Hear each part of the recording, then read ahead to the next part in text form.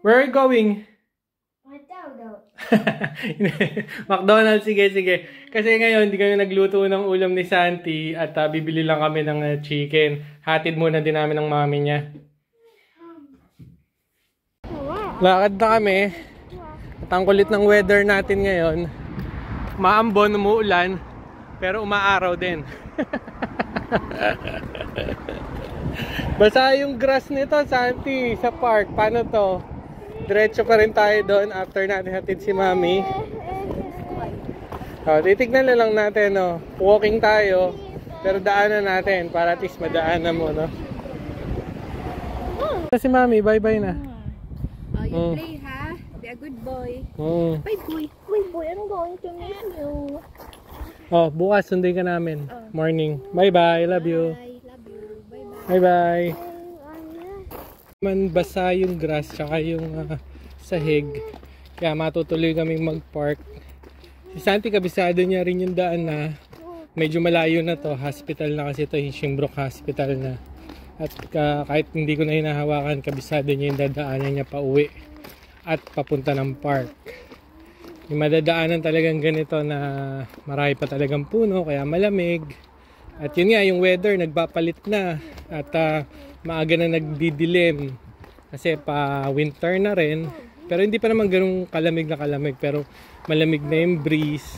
Pwede pa namang walang jacket, pero masarap na yung hangin at syempre presko. Kahit ito, kabisado niya. Yan, marunong siya magbukas. Open. Yan, open mo, Santi. Yan. Go. Wala ngayon yung mga cow, Santi. Ito kasi pastulan ng baka. Ito dito. Wala ngayon yung mga cow. At yan, field lang talaga lahat. Yan. Field. At doon, wala yung mga rabbit. Usually, maraming rabbit doon. Kumakain sila. Doon sila nag-grazing. At pagka naman lalapitan namin ni Santi, ang bilis na naanakbo eh. Kaya hindi namin at least malapitan. Sino ito makakasalubong natin? Yung eat and run. Hi Tita Meli. Bless, bless. Bless. Bless muna. Sige, bye. Nadaan ulit tayo ng tunnel. Ang karsada yung sa taas nito eh. Pagka gabi siguro dito, madilim. Ewan ko lang kung may ilaw dito, pero never pa kami nadaan dito ni Santi na gabing gabi. Usually may araw-araw pa.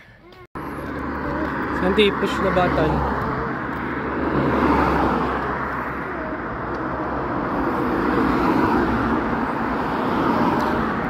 Wait lang tayo. At meron pang sasakyan. Yan. Red na. Pwede na tayo tumawid, Santi. Let's go.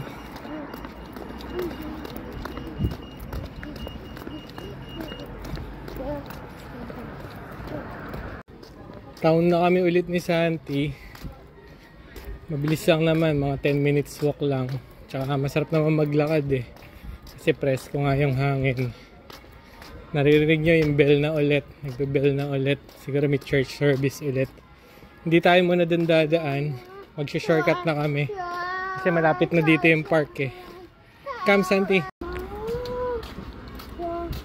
Imbis na dumiretso kami ni Santi dyan, eto shortcut. Dito kami dadaan. Alleyway dito. Wala rin katao-tao. Yan. Yan yung daan natin. Tapos konting short walk lang. Ayun na ulit yung park na lagi namin pinupuntahan ni Santi para din siya maglaro every afternoon.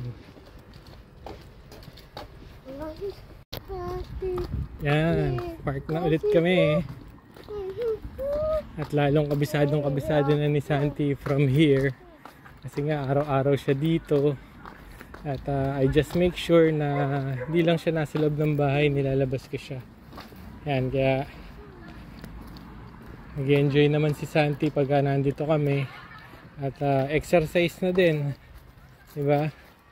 Kasi usually ang bata gusto is gadget lang.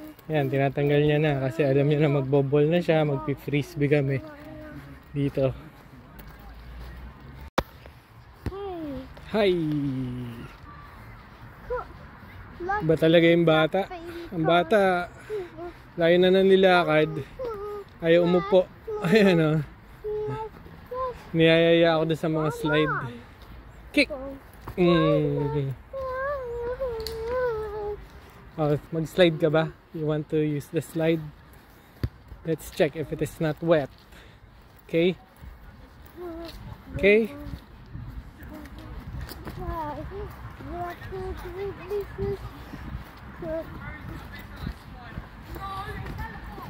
Don't cover your mouth.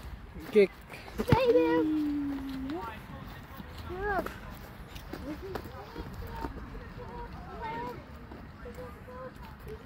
Kick. Oh, don't bring the ball up. Ang bilis na makiat. Sanay kasi na. Oh, careful ah. Just go to the slide.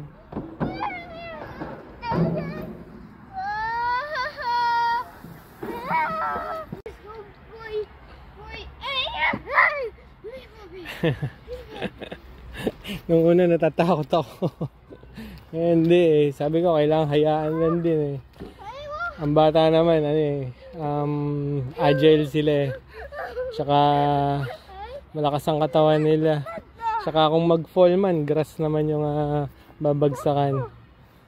Ayan o. Ayan, at least nagbabalance. Oh, go back, one more. Slide. Oh, sige, slide, go. Ayan. Go, sige. Mas mo inantay. Okay, you go to the slide.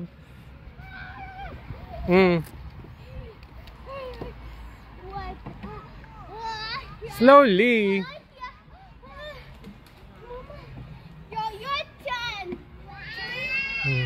Dapat yung sapatos hindi madulas kasi sa rope dadaan eh. Yung ganyan sapatos hindi naman. Pero yung parang kung fu shoes niya minsan nadudulas yung paa niya. Ayan. Jump at the end.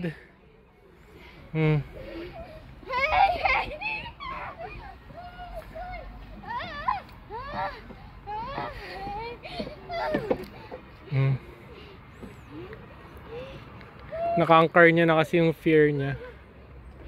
Kaya okay lang.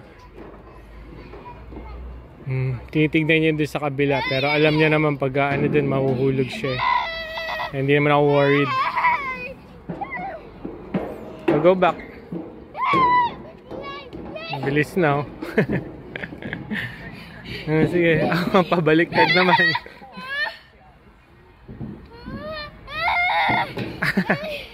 Natakot. Jump.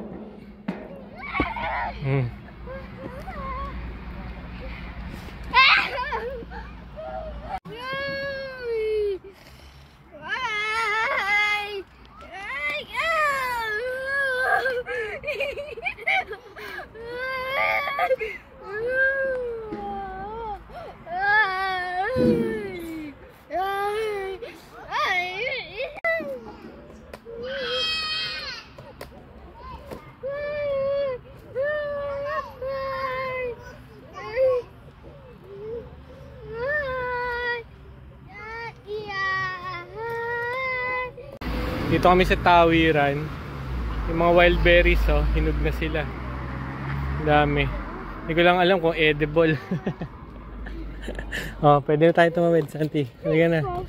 Pinili niya pa rin long cut na daan. Ayaw niya nga mag-shortcut doon sa dinaanan natin kanina. At medyo iikot pa kami para mapuntahan lang namin yung bibila namin ng aming dinner. Nakaikot na kami ni Santi. At ito, nag-ready na pala ako ng pera na pambili namin ng chicken.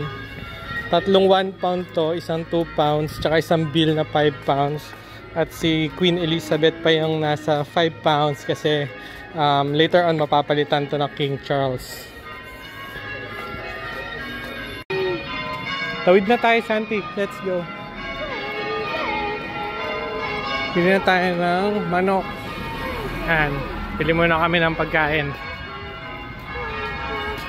Paborito ni Sanding yung manok nila dito. Kaya kabisado niya. Kaya kita niya, hindi siya natakot. Pasok lang siya diretso.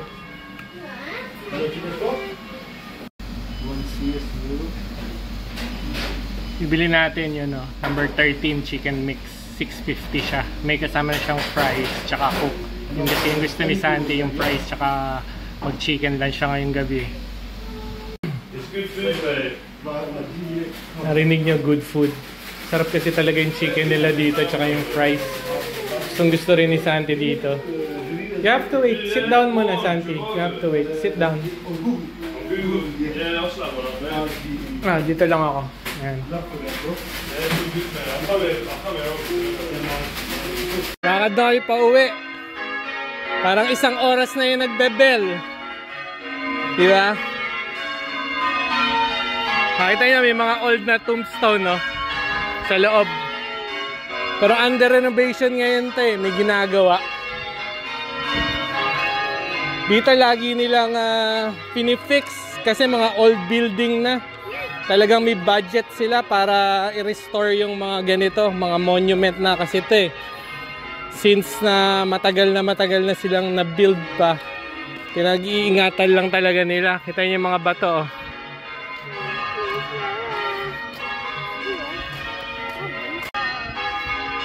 Sa harap tayo ngayon ng town hall, parang ito yung munisipyo kung sa atin.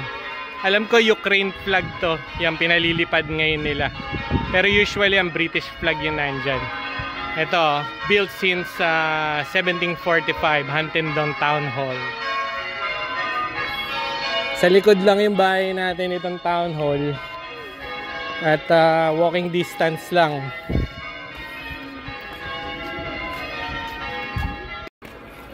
Kinuha sa akin yung bag niya, siya daw magdadala. Sabi sa akin, give me my bag. Nakauwi na ulit kami. Tapos na yung routine namin na paglabas para makapag-park siya. Kakain na lang siya ng dinner today. Tapos nod kami ng konting TV. Tapos tulog na ulit. And then tomorrow morning, labas kami, sunduin namin si Mommy. Oh, press the elevator.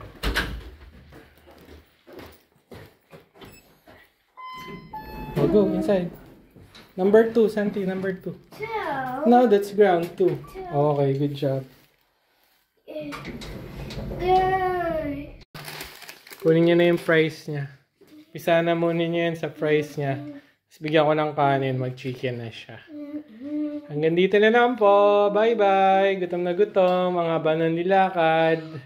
At dinner time na talaga.